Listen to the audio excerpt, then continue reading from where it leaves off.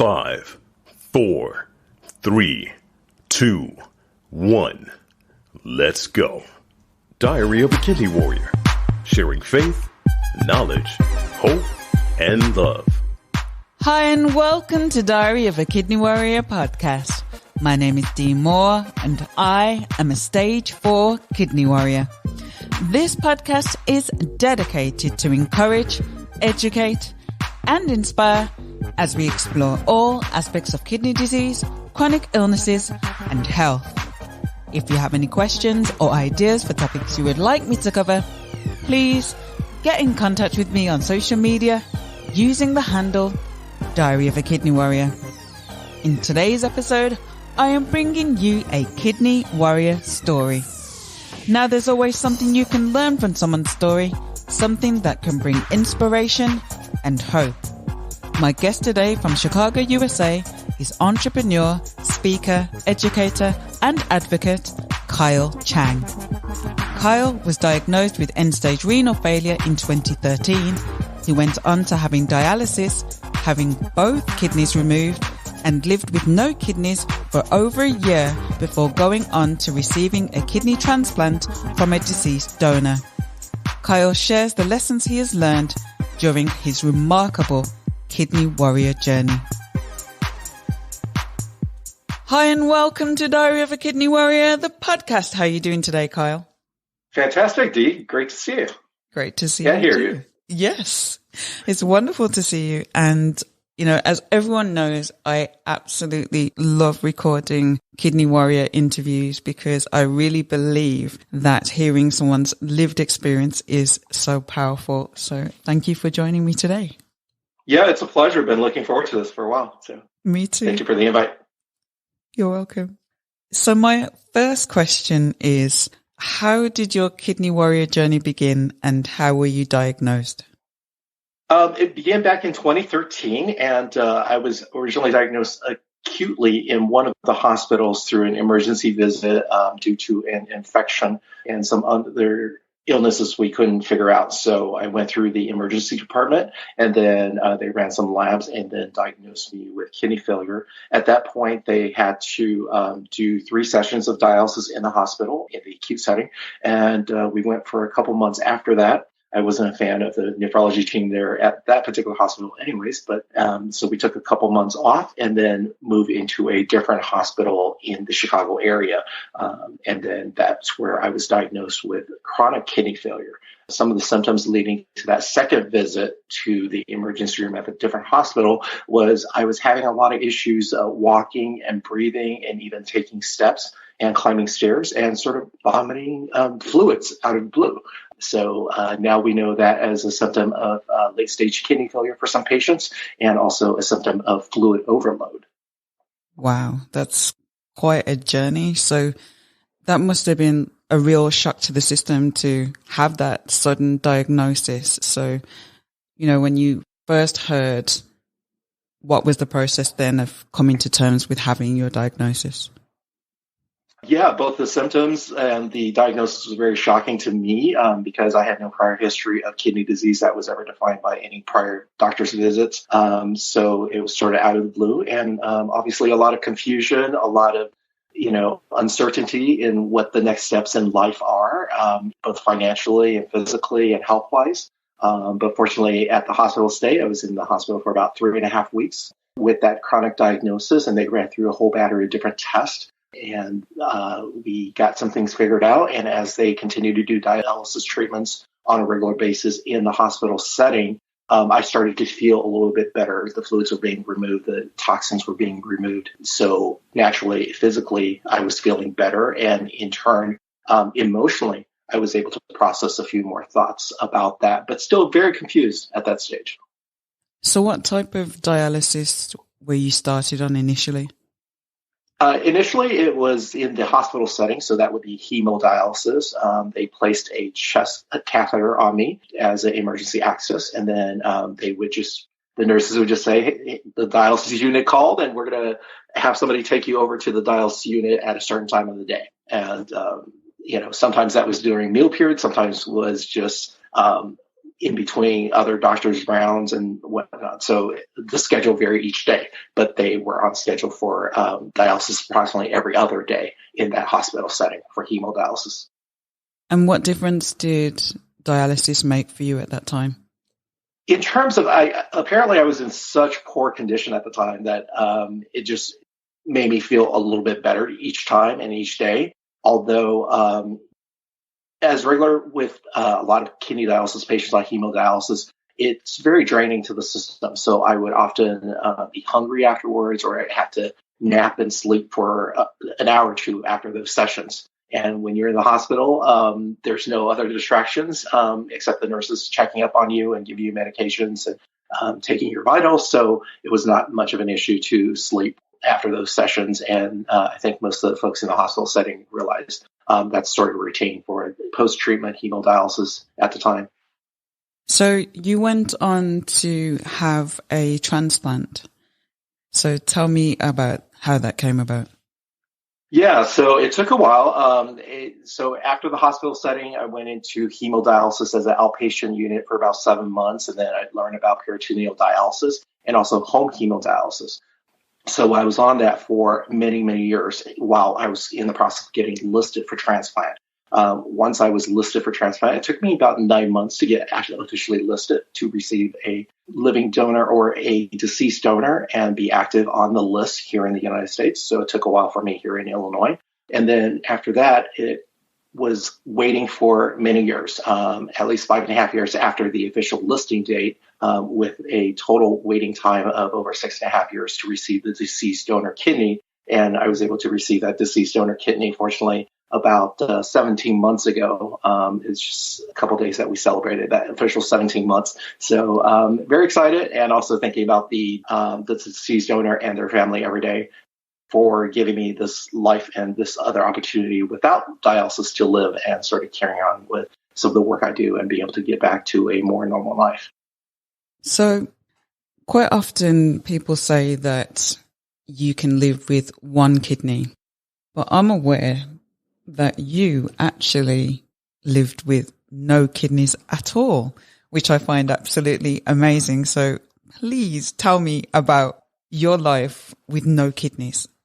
Yeah, so while I was listed and waiting to receive a donor kidney, there was about a year prior to that, I had to get a double open nephrectomy. So a nephrectomy is where they remove the kidney, and it's also the process where if there was a living donor, they would perform a nephrectomy to remove that living donor kidney to transplant to a kidney recipient as well.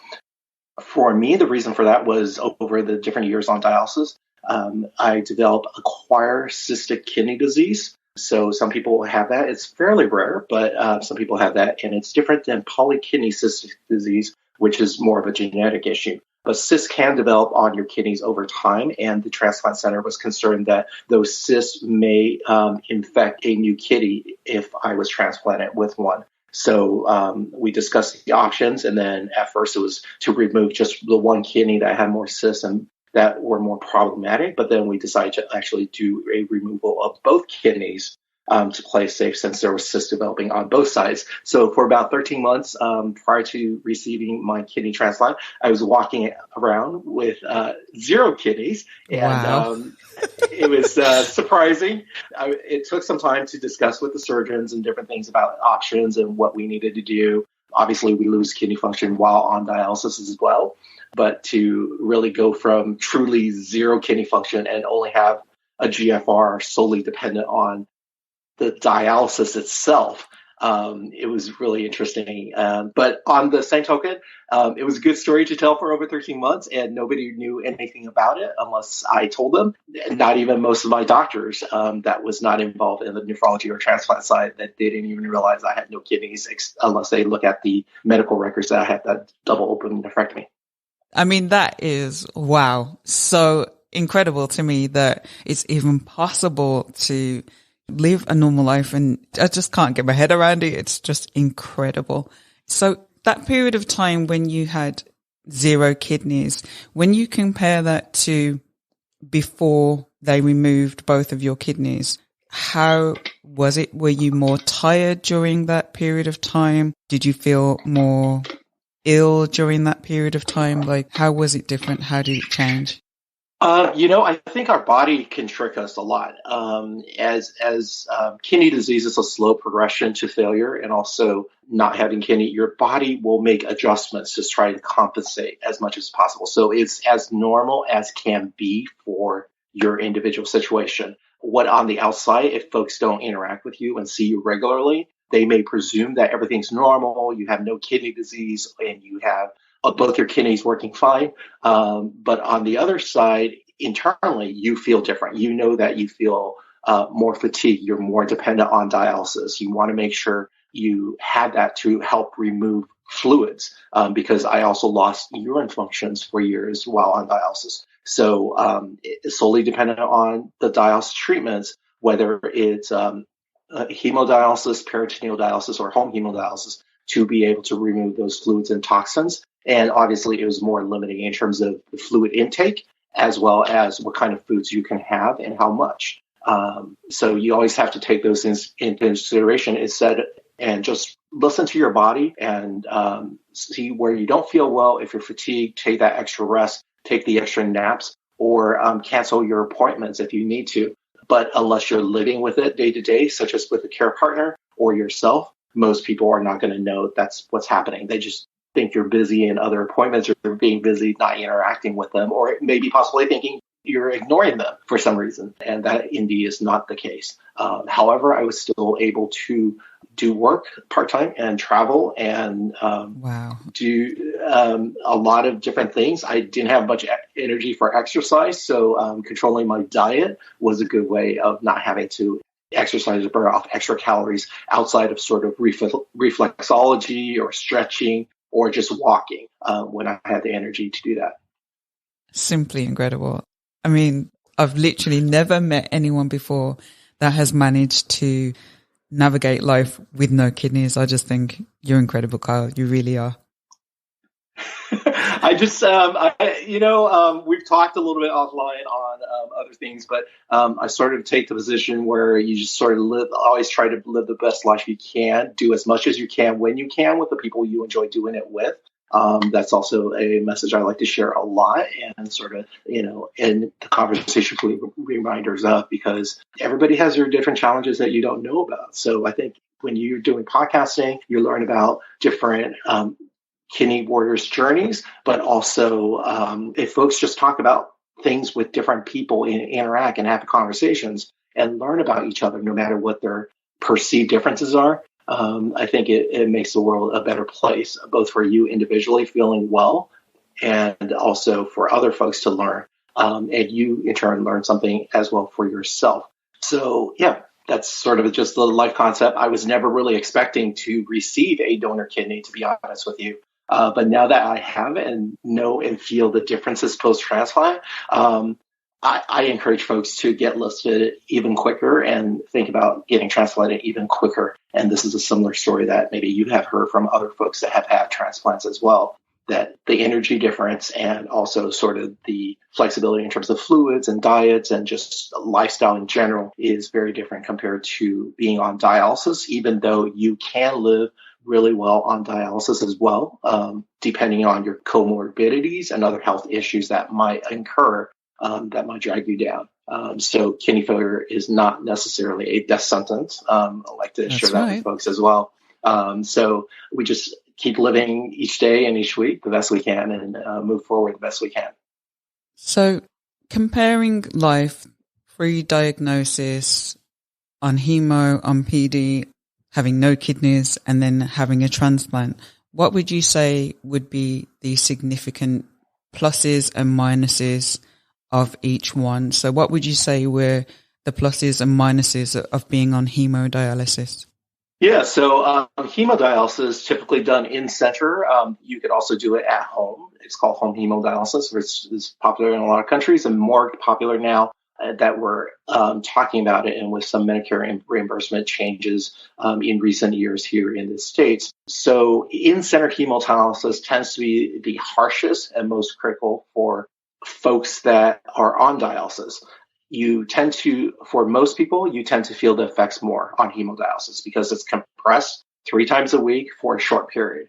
3 or 4 hours is actually a very short period where that machine's running. And it seems like a time savings for you to actually just do 3 or 4 hours of treatment in a setting, and you don't have to take care of anything. But quite honestly, for me and a lot of the patients I talk to, is actually not as advantageous for personal lifestyle, mobility, or the ability to travel. And we're also frequently tired and exhausted afterwards because of that compressed time. Relate that to your native kidneys. Your native kidneys are processing things. And dialysis is only removing the fluids and the waste, but your kidneys actually do a lot more in terms of controlling body temperature, blood pressure, and handling a lot of other bodily functions with the other organs. So dialysis treatments don't fully replace another kidney. With that, the next best option, in my opinion, is often peritoneal dialysis. That does not involve needles or direct blood exchange that you would have in the in-center hemodialysis setting or the home hemodialysis setting. And in my experience, the machines were smaller, easier to travel with. And I was on that for about 5.5 years. And I was able to work full-time travel. And even though my treatment prescription, and it varies depending on the individual dialysis patient, that I had treatments every night, and I stuck to my treatments every night because I felt better. And it was approximately 8.5 hours per night on peritoneal dialysis, but I did that while I was sleeping. So to me, it didn't really affect me as much because that's the time I need to go to bed. And normally before dialysis and even now post-transplant, I sleep about 5-6 hours a night. While on peritoneal dialysis, I had 8.5 hours treatment, but I was online watching movies or running support groups in the middle of the night with folks from other countries. And so that was sort of my interaction and connection with other folks during those years. And I did enjoy peritoneal dialysis. I had to go back on in-center hemodialysis for a while after the double nephrectomy. That's somewhat typical. When they open you up, they have to remove the peritoneal catheter oftentimes, or that peritoneal dialysis process may not be as effective of a dialysis option for you post some surgeries.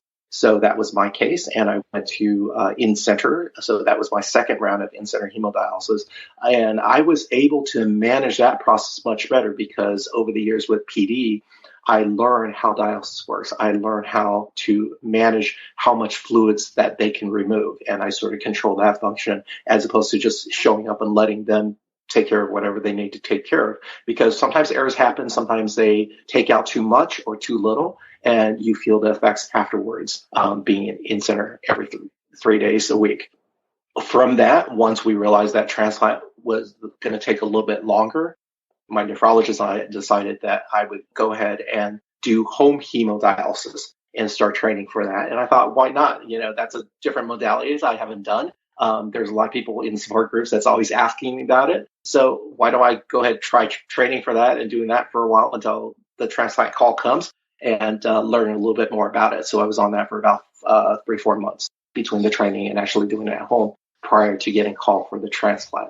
I was also a little bit unique in my whole scenario that I'm one of those patients that have never had a fistula or a graft as a dialysis access from any modality of dialysis, which is a little bit unusual because typically if you're on a hemodialysis modality, whether at home or in center, they do prefer to install a fistula or graft as a better flow rate access and also less infection risk typically.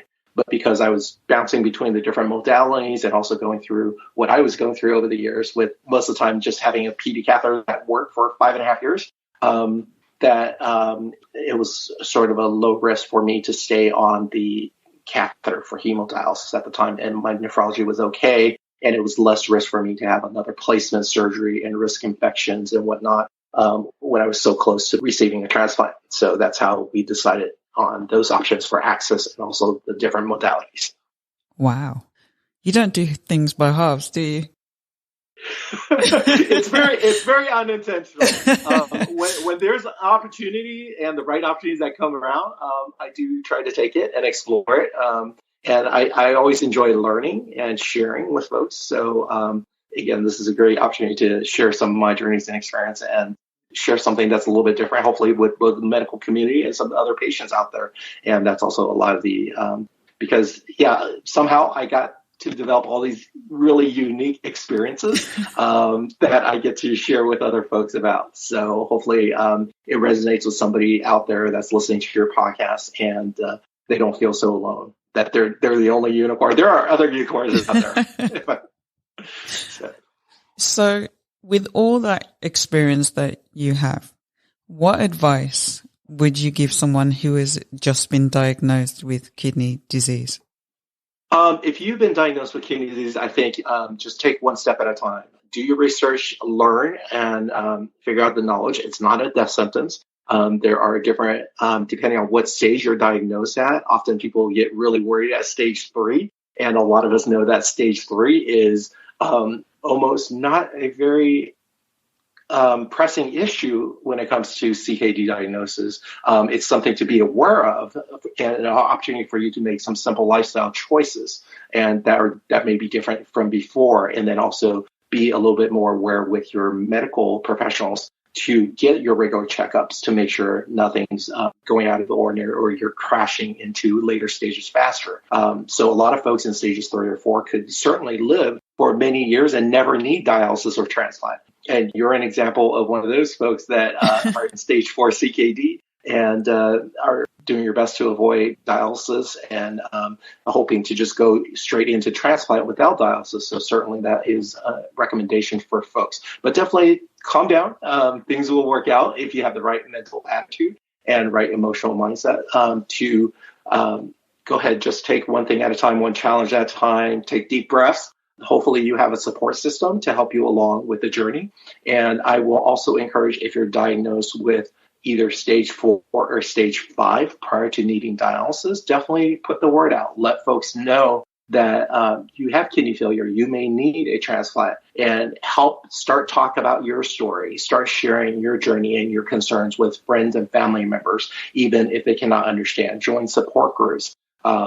Listen to podcasts like yours to learn about different people's journeys, so that's part of your research. And definitely talk to your own medical team, because a lot of kidney dialysis patients come to end-stage renal or dialysis or transplant from very different walks of life. There's some statistics where hypertension, lupus, and diabetes are sort of some major causes, or some side effects from long-term use of certain medications may contribute to kidney failure.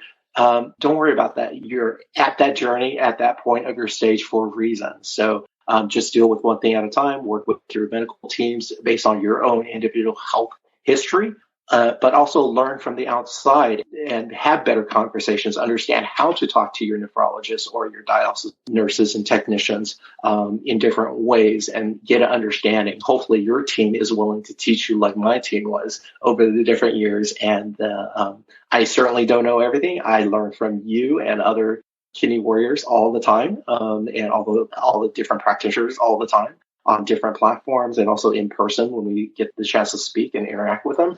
And we're always learning. So, but we take what we learn back to our individual health practitioner teams so that it relates to our individual health situation and our individual medical history. So hopefully that helps some folks in terms of some advice, but definitely don't wait. Look for living donors or deceased donors. That's something you can talk about, and you can share right away, even not having any of the dialysis experience or nephrectomy and transplant experience that I have and have to wait so many years. And if you have to be on dialysis for a short term, there are different dialysis treatment modalities that are available. There are really 7 different ways you can do dialysis. So you want to learn about those. And what are those options? Discuss it with your nephrologist. And is your nephrologist even aware there's all these different ways to do dialysis? And are they sharing that with you? Because in the U.S., they are supposed to, and discuss treatment options. Either the nephrologists themselves or somebody on their medical team are supposed to do that when you get diagnosed and needing dialysis short term. It's not always throw you into hemodialysis at late stage on an emergency basis. And then based on lifestyle, when I transitioned from hemodialysis to PD, one of the things that attracted me was the prospect of getting back to work full time. Everybody kept telling me I was a younger patient and shouldn't be at dialysis or at the outpatient dialysis clinic, and which actually took a toll on me as well, looking around with some folks with disabilities or elderly And I'm sitting there like, okay, well, and you're telling me this, so why am I here?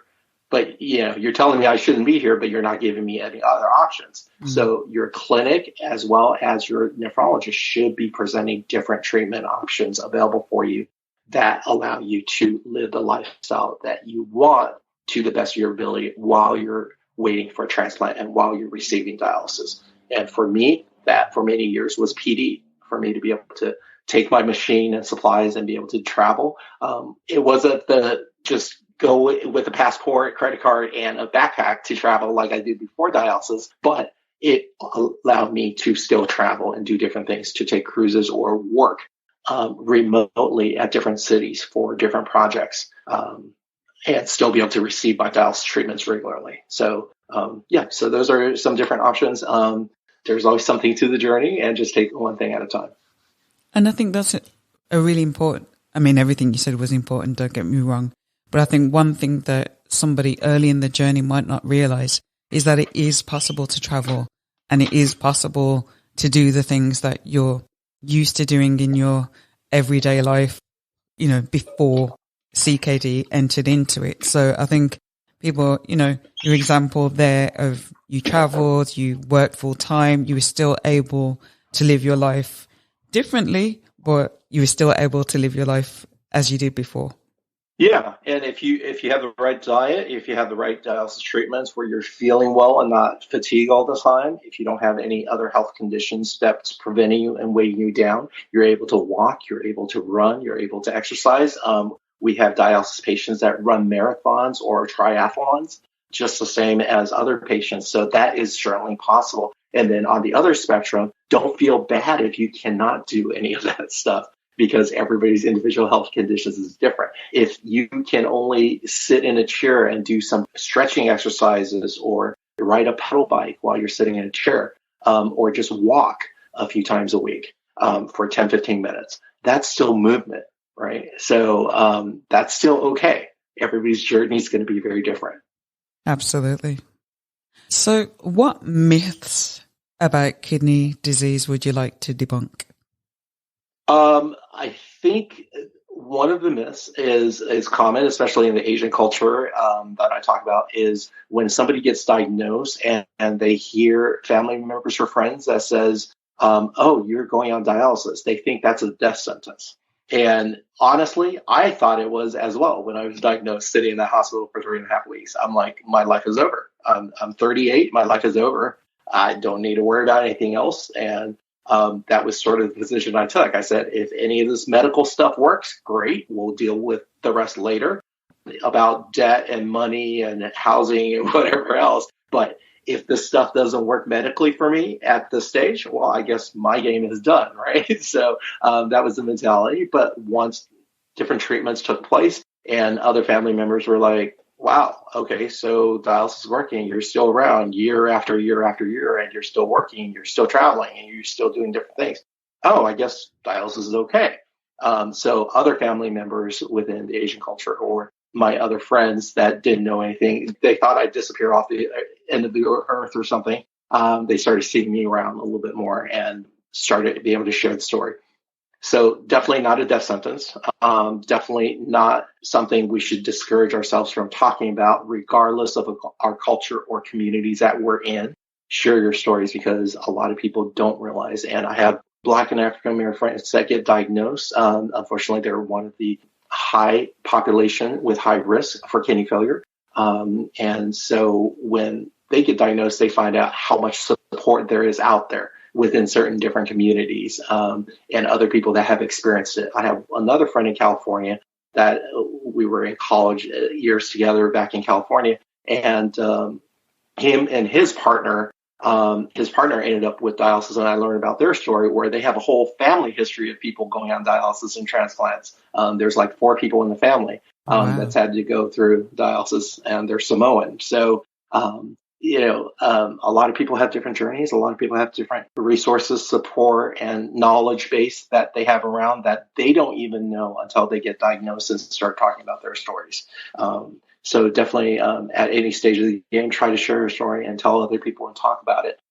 Try to stay upbeat if you are able to with yourself in terms of positive mental attitude and also good emotions. Pray, meditate, do what works for you. Listen to EDM music if that helps, and bring you out of the funks, and just keep pressing forward. Thank you. That's excellent advice. Now, I know with all the experience that you have definitely paid it forward in terms of kidney advocacy, education, etc. So tell the listeners about Kidney Journeys and your platform and what you do in terms of serving the kidney community.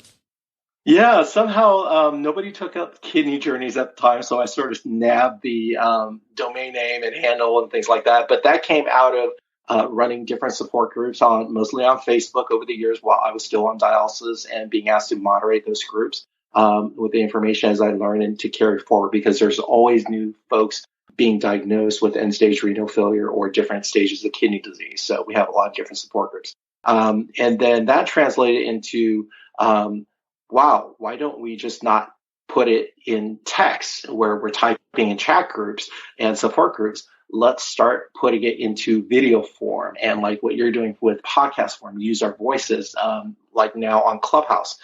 So I'm on a variety of different platforms through my work over the years, running support groups and also volunteering with organizations such as AAKP, American Kidney Fund, and also National Kidney Foundation on a variety of different areas where they help train you and help mold you if you need that support, or you could just sort of jump in if you're more experienced and jump into different things that and help with legislative or advocacy needs on behalf of other patients or living donors is what we're talking about. So that translated now into works officially in Kidney Journeys, which is still not an official nonprofit, but we hope to be there soon.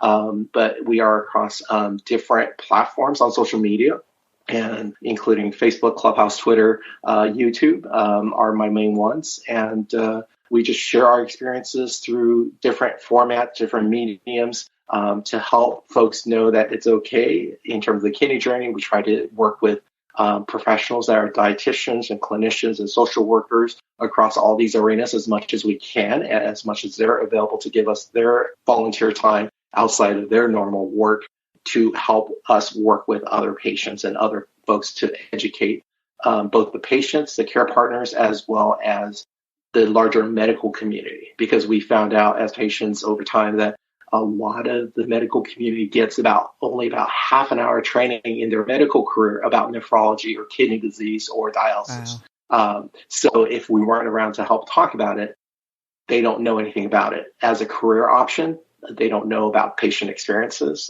They may see us on the floor. They don't understand that with peritoneal dialysis and home hemodialysis, we are trained and very well trained as patients to manage our own care. Whereas they may not be familiar with it. We don't always need to call the dialysis check for little things, even when we're in the hospital. And there are some hospitals that is not even equipped to deal with home dialysis patients, in this country and across the world. And we hope to change some of that. So that's some of the different things that we're doing on different levels to share across the board, help patients, care partners learn, help medical professionals learn, and also have that exchange of information so that everybody knows how to work as a collaborative team. And that's sort of the end result. And one of my main purpose after receiving the transplant is just trying to help as many people as I can in whatever way I'm able to. So that's sort of the top line purpose. And then we have all these different missions, whether it's social media or speaking in person or advocacy work, that ties in along with that. And I also apply that purpose in other parts of my life. Whether it be in business or aviation hobbies or just meeting people in general, is to try and help as many people as I can for as long as I can moving forward, and try to maximize that this new kidney that I'm fortunate to have for however many years I'm able to keep it healthy and with me, and hopefully not disappoint my deceased donor and their families. So how can people get in touch with you online? Yeah, so again, Twitter, YouTube, Instagram, and also we'll have an email soon. And also on Clubhouse, I'm branded under Kidney Journeys, KIDNEY, Journeys, JOURNEYS, or you could just go to kidneyjourneys.com and it'll start you linking into the process for these different platforms. I also like to share different things regarding nephrology or dialysis or kidney disease in terms of news and studies that come out, so that for those people that are more literate on those things, they could keep up with it and have the information to talk with their own medical teams a little bit more in detail about their individual situations. Thank you. Do you have a final word for our listeners? I think keep listening, keep learning from Dee and everybody else. Keep doing your research and live your best life for as long as you can. Do as much as you can with the folks that you like to do it with. And thanks, Dee, again for this opportunity to do the podcast. You're actually my first one, so appreciate all your help in doing this. Thank you. Thank you for listening to Diary of a Kidney Warrior podcast. And don't forget that you can contact me on social media using the handle Diary of a Kidney Warrior. Please do subscribe to the podcast and please do tell a friend. New episodes of this podcast are released every other Monday. Until next time, take care and choose to live. Diary of a Kidney Warrior, sharing faith, knowledge, hope, and love.